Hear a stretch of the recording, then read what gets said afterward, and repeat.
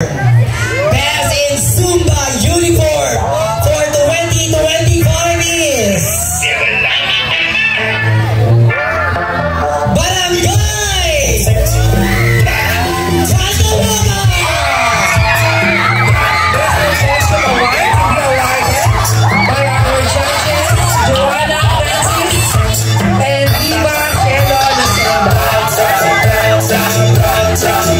Yes po, yung kukuha po ng 3,000 pesos, isa lang po, punta lamang po kay Sir Alfie para po sa pag-claim ng cash prize na 3,000 pesos.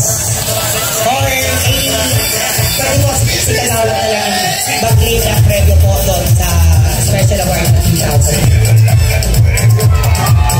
Congratulations, Barangay Tagawaga. Next, a special award, Best in Choreography.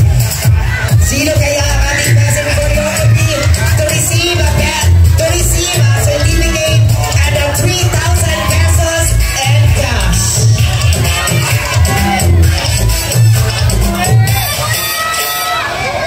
Best in choreography. Ito po for the clarification na pumili po dito ang ating mga official judges. Okay? Lahat ng special award po ay nagaling sa ating mga judges.